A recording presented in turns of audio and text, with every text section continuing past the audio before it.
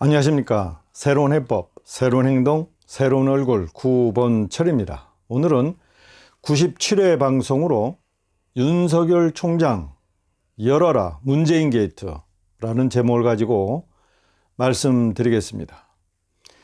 2020년 12월 25일 크리스마스 아침날 하얀 눈도 아니고 예수님의 재탄생과 관련되어 있는 교회의 종소리도 아닌 그야말로 온 언론의 지면에 윤석열 검찰총장의 사진과 그에 관련된 뉴스로 도배가 되었습니다.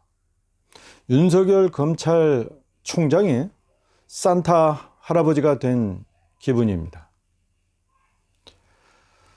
여러분이나 저나 이 현상을 지금 어떻게 우리가 봐야 될지 한마디로 혼란스럽기 그지없습니다.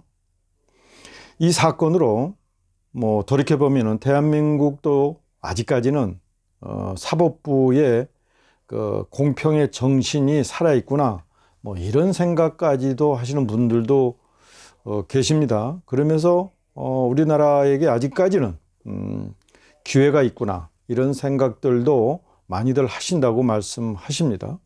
덕분에 윤석열 검찰총장은 돈 한 푼 들이지 않고 그리고 노력 하나 하지 않고 그의 그 지명도를 얻었으니까 손해가 하나도 없죠.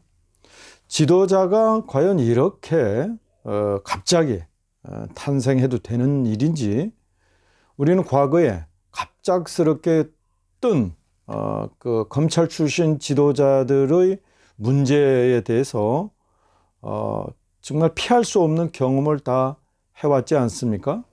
이번에도 또 그런 실수와 오판을 하지 않을지 두렵기까지 합니다. 지금 대한민국에서 필요로 하는 차기 지도자의 덕목과 자질이 문재인의 이런 엉뚱한 반동에 의해서 출연하는지 또 그래야만 하는지 혼란스럽습니다. 윤석열 총장이 과연 다음 우리 시대가 필요로 하는 그런 지도자의 자격을 그리고 경륜을 가지고 있는지 우리는 냉정하게 한번 평가해 될 것입니다. 문재인이라고 하는 이상한 대통령이 결국은 대한민국을 이상한 방향으로 끌고 가더니 국민마저도 정신적으로 완전히 그 혼돈 상태로 빠뜨렸다. 분별력 없게 맞들였다. 이렇게 말할 수밖에 없습니다. 그렇지만은 천심은 민심이라고 했나요? 국민의 올바른 판단이 결국은 대한민국의 이런 우왕좌왕하고 있는 이 갈짓자 걸음을 정상의 길로 갈 수 있도록 인도하리라 굳게 믿습니다. 윤석열을 보면은 문재인의 죄상이 그대로 드러나죠. 그래서 윤석열은 문재인의 완전한 그림자다 이렇게 평가해 보겠습니다. 문재인의 죄가 크면 클수록 윤석열의 그림자는 더 크죠. 가만히 앉았어도 그 그림자는 키워갈 수 있습니다. 솔직히 말씀드려서 윤석열 검찰총장은 지금 문재인과 관련되어 있는 사건 수사에 대해서 한 건도 아주 적극적인 수사를 이뤄낸 적이 없습니다. 과거 김영삼 정권과 김대중 정권 시절의 검찰총장들과 비교해 봤을 때 여러분 한번 비교해 보십시오. 그때 검찰총장들은 자식들을 구속하고 감방에 보냈습니다. 그때 검찰총장들의 기세가 그랬습니다. 지금 윤석열 검찰총장이 과연 그럴까요? 청와대와 조금이라도 연관이 있는 사건이면 윤석열 검찰총장은 집요하게 파헤친 적이 없습니다. 지난번에 윤 총장 사건 그리고 그 승리 사건 관련해서 청와대 비서진들과 약간의 관련성이 있다고 지금 의혹 사건이 벌어졌는데 지금 그 사건은 어떻게 됐습니까? 흐지부지 되고 말았지 않아요? 더욱이 단군 이래 가장 큰 그 펀드 사기 사건이라고 하는 1조 6천억짜리 라임 펀드 사기 사건과 5천억짜리 옵티머스 펀드 사기 사건, 이거에 대해서 지금 윤석열 검찰총장, 특수부 출신이라고 하는 윤 총장이 과연 이 문제에 대해서 지금 어떤 식으로 파헤치고 있지요? 1조 6천억짜리 라임 펀드 사기 사건은 현직 실세들과 관련이 있다고 의혹이 제기된 사건입니다. 또 5천억짜리 옵티머스 펀드 사기 사건은 미래 권력과 연관성이 있다라고 얘기가 지금 흘러다니고 있습니다. 그래서 그런지 5천억짜리 옵티머스 사건보다 훨씬 큰 1조 6천억 원짜리 라임 펀드 사기 사건에서는 지금 어떻게 진행되는지도 모릅니다. 그 배우도 밝혀지지도 않고 지금 흐지부지 되고 있고요.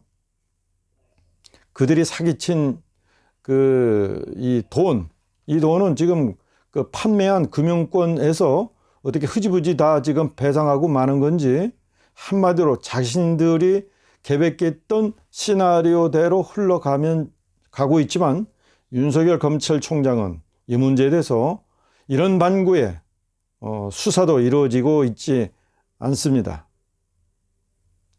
자, 이런 상황인데도 불구하고 윤석열과 그 수하들은 왜 윤석열 검찰총장을 찍어내려고 할까요? 엄밀하게 보면 문재인과 관련된, 직간접적으로 관련된 사건은 딱 지금까지 두 가지 정도에 불과합니다. 자기 친구인 송철호 울산시장과 관련된 울산시장 선거 부정 사건, 그리고 원자력 발전소 월성 1호기 불법 폐쇄 사건, 이 두 가지입니다. 그런데 엄밀하게 말하면은 울산시장 선거 부정 사건은 문재인 대통령이 지시했다, 이런 얘기가 없고요. 또 거기까지 진행되지도 않았습니다. 따라서 문재인 대통령과 직접적으로 관련이 있다고 지금 단언하기가 힘듭니다. 아무리 송철호 시장과 문재인이 가깝게 지낸 친구라고 하더라도 말이죠. 그러나 원자력 발전소인 월성 1호기 불법 폐쇄 사건은 문재인 대통령이 직접 폐쇄를 지시한 사건입니다. 그런데 여러분, 월성 1호기 불법 폐쇄 사건은 윤석열 검찰총장이 밝혀낸 겁니까? 절대 아니죠. 여러분, 감사원의 최재형 감사원장과 5명의 감사위원들이 그야말로 청와대 그 무시무시한 압력을 이겨내면서 수사관들의 수사보다 더 세세하게, 정말 누가 봐도 이거는 기소하지 않을 수 없을 정도로 아주 상세하게 조사한 내용을 제출했습니다. 7,000쪽짜리. 이런 사건을 검찰이 수사하지 않는다면 그때는 그 윤석열 검찰총장은 직무유기에 해당하죠. 그러니 그는 울겨겨자 먹기로 월성 1호기 수사를 할 수밖에 없는 내용입니다. 엄밀하게 얘기해서 문재인 대통령은 책임을 지우려면 최재형 감사원장이 지어야지, 사실상 윤석열 검찰총장은 감사원 발표를 그저 자기들의 직무에 따라서 한 죄밖에 없어요. 자, 이 두 사건은 결국은 문재인 대통령과 직접 간접적으로 연관되었기 때문에 그에게 눈길이 가지 않을 수가 없습니다.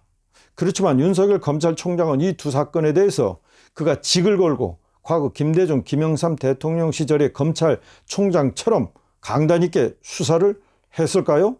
절대로 하지 않았습니다. 그런데도 불구하고 문재인과 그 수하들은 왜 윤석열의 이런 대충대충 수사에 못 살겠다고 아우성을 치는 것일까요?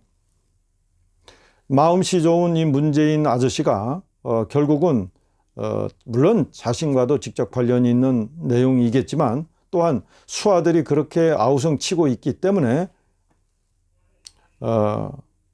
그냥 한 건이라도 수사하지 못하도록 그렇게 하기 위해서 윤석열 검찰총장을 검찰개혁이라는 미명하에 지금 내치려고 하는 것이죠. 보통 정권 말기가 되면 그동안에 눈 감고 헤쳐먹었던 그 권력 주변의 그 나부랭이들이 수사를 받는 것은 뭐 당연한 그 순서였습니다. 그렇지만 자신들이 헤쳐먹었던 그 내용보다는 훨씬 그 적은 규모의 죄로 재임 기간에 그냥 흐지부지 감옥살이 하는 것으로 이제 퉁쳐버리고 마는 것이 이제 대부분이었습니다. 만일에 정권이 이제 차기 정권 자기 편으로 넘어갈지라도 차기 정권으로 넘어갔을 때 그 수사의 방향을 가늠하지 못하기 때문에 자기가 권력을 잡았을 때 그 시절의 부패 사건은 그냥 나름 자기가 정리해버리고 떠나는 경우가 대부분입니다. 일종의 간접 사면이다, 이렇게 보는 것이 타당하죠. 김영삼, 김대중, 이명박 정권이 다 그랬습니다. 그 사건들을 우리가 되돌켜 보면요. 자, 사실상 윤석열은 그렇게 심하게 수사를 하지 않았음에도 불구하고 그 실세들이 그 호들갑을 떨므로 인해서 윤석열은 덩달아서 대권 반열에 올라간 그런 경우가 되었습니다. 참 세상 살다 이런 경우는 처음 보고요. 문재인과 그 일당들의 그 한심한 작태도 한심스럽다, 이렇게 우리가 평가할 수 있습니다. 자, 이쯤에서 우리는 대권 반열에까지 오른 윤석열의 그 어떤 허풍이 들어간 평가를 우리가 냉정하게 한번 살펴봐야 되지 않겠습니까? 말씀드린 대로 그가 과연 앞서 정권, 즉 김영삼, 김대중 정권 시절의 그 검찰총장들, 김대중, 김영삼 두 대통령의 자식들까지 구속해서 감옥에 보낸 그 강단있는 검찰총장들처럼 윤석열 검찰총장이 과연 그런 수사를 문재인 대통령을 향해 해서 했는지, 그래서 그로 인해서 그가 이 국민적 지지를 얻고 있는지 우리가 냉정하게 살펴보면 그게 아니지 않습니까? 따라서 윤석열 검찰총장은 자신이 한 일에 비해서 과분하게 국민적 지지와 성원을 받는 문제에 대해서 민하게 생각해야 됩니다. 그리고 밤잠을 이루지 못해야 됩니다. 자, 그가 윤석열 검찰총장이 전임 두 대통령 시절의 검찰총장에 비견해서 비슷한 수준의 검찰권을 수호하고 그런 검찰력을 행사한 검찰총장으로 남고 적어도 대권 반열에 오르려면 우리가 말하는 문재인과 관련된 몇 개의 게이트를 그가 재임하는 7개월 안에 반드시 활짝 열어 제쳐야 합니다. 우리가 조사한 문재인과 관련된 17개 게이트는 다음과 같습니다. 첫 번째, 코로나 백신 확보 실패 게이트. 이 문제는 5천만 국민의 생명과도 관련이 있기 때문에 문재인 대통령이 13번이나 백신 확보를 지시했음에도 불구하고 왜 공무원들이 그의 지시를 묵살하고 무시하고 간과해서 지금 대한민국이 2등, 3등 국민이 돼버렸는지, 그래서 2021년도에도 코로나 공포로부터 탈출할 수 없고 지금 자영업은 물론이고 웬만한 이 학원이나 모든 이 자영업들이 다 망하게 생긴 이 지경에 그 책임이 과연 누구에 있는지 윤석열 검찰총장은 반드시 수사해야 됩니다. 저희가 문재인 대통령과 그 관련자들을 고발하겠습니다. 두 번째, 독감 백신 사망 게이트.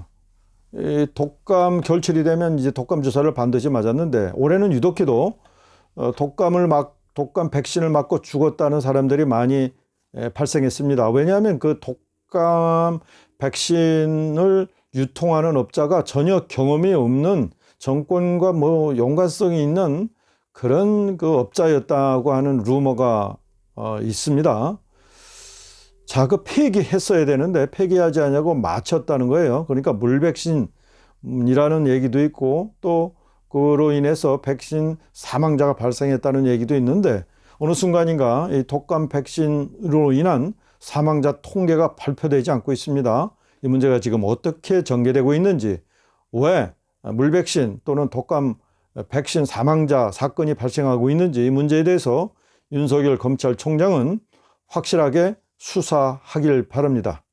세 번째가 4.15 총선 부정선거 의혹 사건입니다. 이 사건에 관련해서는 지금 중앙선거관리위원회가 너무나도 허술하게 선거관리 내지는 부정선거 의혹을 받을 만큼 엉터리로 해왔다는 거죠. QR코드 해서는 안 되죠. 그리고 전자개표기, 투표 개수기가 돼야 되는데 전자개표기가 되었다라고 하는 문제. 그리고 말이죠. 그 선거함 관리, 투표함 관리를 엉망으로 했다는 거 아닙니까? 봉인함의 그 봉인지가 수없이 뜯었다 붙였다 했다잖아요. 이 문제에 대해서 명확한 그 중앙선거관리위원회가 해명을 해야 됩니다. 아니, 삼립방 박스에다 보관하고 그 양쪽에 들 수 있을 정도로 구멍이 뻥 뚫린 상태로 기존의 투표지를 관리했다는 게 이게 말이 되겠습니까? 그리고 당선자들은 물론 부정선거 의혹을 제기하지 못할 수도 있습니다. 왜냐? 그만큼 약해 빠졌기 때문이죠. 그러나 탈락한 자들, 실패한 자들은 충분히 의혹을 제기할 수 있습니다. 그래서 이 서버에 대해서 중앙선거관리위원회나 지역에 있는 거점 서버에 대해서는 포렌식이 이루어져야 됩니다. 그게 뭐 어렵습니까? 당연히 의혹을 제기하는 측에 대해서 명백한 그리고 투명한 선거 관리가 이루어졌다고 하는 차원에서라도 지금이라도 늦지 않았습니다. 서버 포렌식은 반드시 시행해서 의혹을 제기하는 사람들뿐만 아니라 대한민국 중앙선거관리위원회가 얼마만큼 선거 관리를 잘하고 있는지를 밝혀줘야 합니다. 그런데 이 문제에 대해서 의혹을 제기하고 있기 때문에 또 신고하고 고발했기 때문에 윤석열 검찰은 이 문제에 대해서 수사해야 합니다. 네 번째가 바로 울산시장 부정선거 사건입니다. 이 문제에 지금 피의자들이 오히려 지금 더 큰 소리 치고 있는 중입니다. 더 이상 확대되지 않고 있는데 이 문제에 대해서 흐지부지하지 말고 또 깊숙이 관련자들을 비록 현직이라 할지라도 대통령 기소는 할 수는 없을지라도 수사는 할 수 있지 않습니까? 옛날에 박근혜 대통령 그래왔지 않습니까? 그런데 왜 문재인 대통령은 못하죠? 윤석열 총장 뭐가 차이나죠? 문재인 대통령과 박근혜 대통령이 언젠가는 박근혜 대통령 탄핵 문제에 대해서 윤석열 총장이 한 일이 백일화에 드러나리라 생각합니다. 다섯 번째가 바로 이 탈원전 게이트입니다. 지금 울성 1호기 불법 폐쇄 사건은 감사원이 수사관들이 했다고 할 만큼 그보다 더 자세하게 7천 쪽에 관한 자료를 검찰에 제시를 했기 때문에 검찰로서는 어쩔 수 없이 이제 그것을 기반으로 이제 기소가 이루어지는 것뿐이지 더 추가 수사가 이루어지는 것은 아니죠. 더욱이 지금 이 신한울 3, 4호기가 중단이 되면서 건설이 중단이 되면서 내년 2월 달이면 뭐 법 체계적으로 이제 공식적으로 건설이 폐기된다네요. 물론 지금까지 불법적인 그 중단을 해왔기 때문에 차기 정권에서 얼마든지 새롭게 할 수 있습니다만 지금까지 산술적으로 약 2조 원 이상의 국가적 손해를 끼친 부분에 대해서 향후 수십조 원, 수백조 원이 손해가 끼칠 수 있는 이 탈원전 부분에 대해서 문재인 대통령이 직접적으로 지시를 한 문제이기 때문에 윤석열 검찰총장은 반드시 탈원전 문제가 수사되어야 된다 이렇게 생각을 합니다. 이 문제에 대해서는 저희가 이미 고발 조치해 놓지 않았습니까? 여섯 번째가 태양광 게이트입니다. 지금까지 태양광 시설해서 19조 원이 투자되었다고 하는 이제 언론 발표가 있었죠. 그런데 이 19조 원이 투자된 태양광 시설에서 나온 전기 양이 4조 원, 약 4조 원이 투자된 원자력 발전소 1기, 한계에서 생산되는 전기의 양보다도 적답니다. 이게 무슨 일이죠? 그리고 사실상 태양광 전기요금은 원자력 전기요금의 4배까지 비쌉니다. 적어도 3배에서 4배까지. 자, 그렇다면 시설은 5배가 되고 그 전기값은 3배가 된다면 결과적으로 15배가 이 전기값이 더 비싸다 이렇게 보는 게 맞아요. 만일에 보조금만 아니라면 사실상 태양광에서 나온 전기요금은 지금 원전에서 나오는 전기요금보다 15배로 비싼 전기요금을 내야 됩니다. 그게 진실입니다. 이 문제에 대해서 얼토당토하게 지금 보조금 받은 문제로 이 주사파와 관련돼 있는 몇몇 사람들이 지금 재판을 받고 있거나 하는 모양인데, 앞서 말씀드린 대로 정권을 잡고 있는 동안에 흐지부지해서 일사부자리로 다음 정권에서 파헤치지 못하도록 하는 계획일 것 같습니다. 그러나 특별법을 만들어서라도 탈원전과 태양광 게이트는 반드시 파헤쳐서 이에 관련된 자들로부터 그 재산에서 1원까지 손해배상을 청구하겠다 이렇게 말씀드립니다. 따라서 윤석열 검찰총장은 이 19조 원이 들어간 태양광 게이트를 반드시 수사해야 된다고 강조합니다. 7번째가 바로 문재인 대통령과 직접적으로 그 가족과 직접적으로 연관되어 있는 이스타 항공 게이트입니다. 이 문제는 우리가 그 가족과 연관되어 있기 때문에 특별하게 들여다봐야 됩니다. 세 번째가 문재인 대통령과 또 관련성이 있다고 하는 말이 도는 청주 터미널, 고속터미널 게이트. 근데 최고 권력층, 즉 대통령과 연관성이 없으면 이렇게 큰 규모로 이권이 오고 가고 하지 못합니다. 청주 터미널 게이트 사건은 이것도 수천억짜리 사건이기 때문에 반드시 조사가 이루어져야 됩니다. 9번째가 바로 우리들 병원 게이트입니다. 이 문제는 문재인 대통령 선거자금과 관련돼 있다는 의혹이 제기되는 문제이기 때문에 이 우리들 병원 사건도 조사되어야 됩니다. 10번째가 바로 1조 6천억짜리 라인펀드 사기 사건. 이 사기 사건은 현직 실세들과 연관되어 있다고 하는 의혹이 제기된 그런 사기 사건입니다. 지금 그런데 이 1조 6천억 원의 이 대규모 사기 사건임에도 불구하고 조용합니다. 이 펀드 사기 사건으로 손해가 난 부분을 이 판매한 금융사가 아마 부담하는 모양입니다. 그 부담하는 돈은 누구의 돈일까요? 이들이 계획했던 바가 바로 그겁니다. 예, 저들이 이 사기를 기획하고 이것이 어떻게 마무리될 거고 대충 몇 년 가서 감옥에 가서 썩으면 된다라고 하는 것까지 다 계산해 놓고 이 사기 사건을 벌이는 거거든요. 이 라인 펀드 사기 사건이 바로 그 사건입니다. 말씀드린 대로 11번째가 옵티머스 펀드 사기 사건. 이것은 미래 권력과 연관성이 있는 의혹 사건이라고 하지 않았습니까? 사실은 사기 사건이죠. 그런데 이게 하나 5천억짜리인데 이게 조금씩 밝혀지고 있어요. 이게 미래 권력이니까. 이 두 사건은 사실상 윤석열 검찰총장이 특수부의 수사 검사를 하지 않았습니까? 이 두 사건 문제에 대해서 윤석열 검찰총장이 특별히 전문성을 더 발휘해 줄 수 있습니다.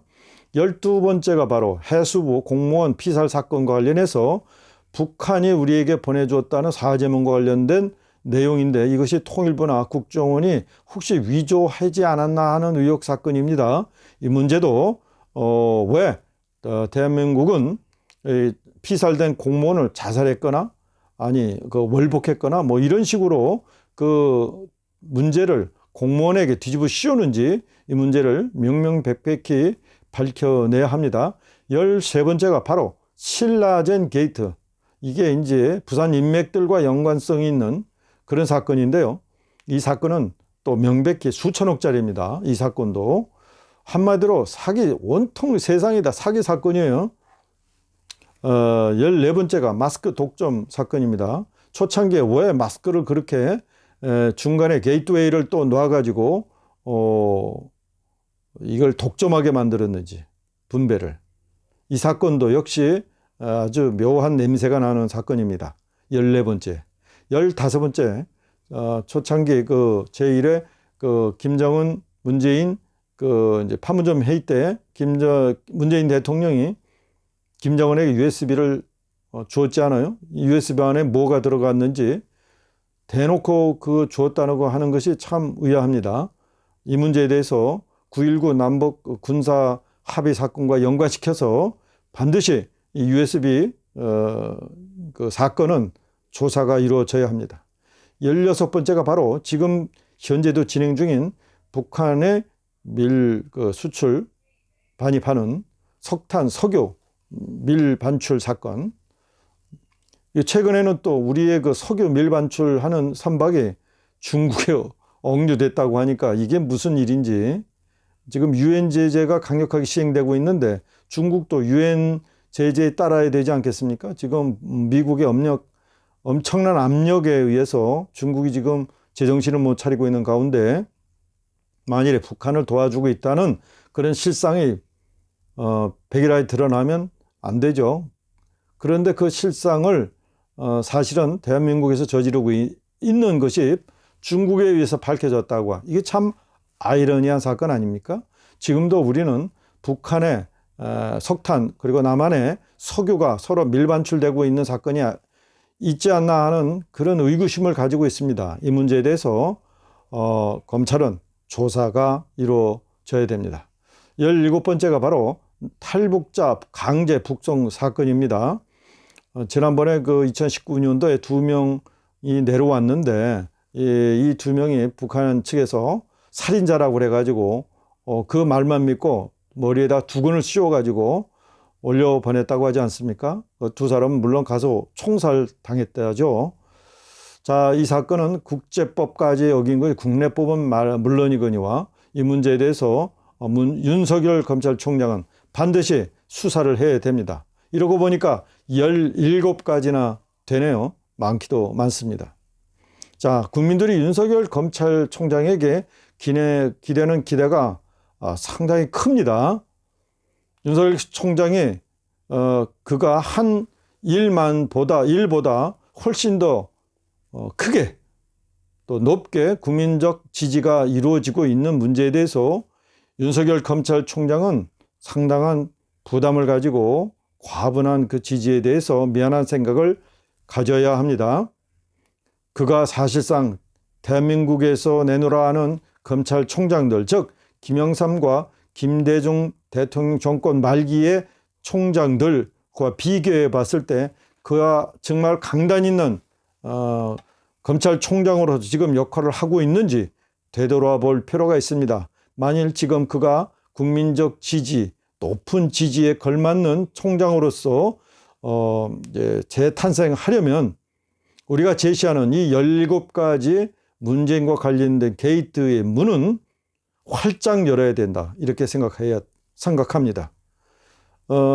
윤석열 검찰총장 국민적 지지에 의해서 그 이름을 얻었으니까 이름값을 해야 되겠죠. 적어도 우리가 앞서 언급한 17가지 문재인 게이트를 지금 당장 반드시 열어야 합니다. 윤석열 검찰총장 촉구합니다. 오늘은 여기까지 하겠습니다. 새로운 해법, 새로운 행동, 새로운 얼굴 9번철이었습니다. 감사합니다.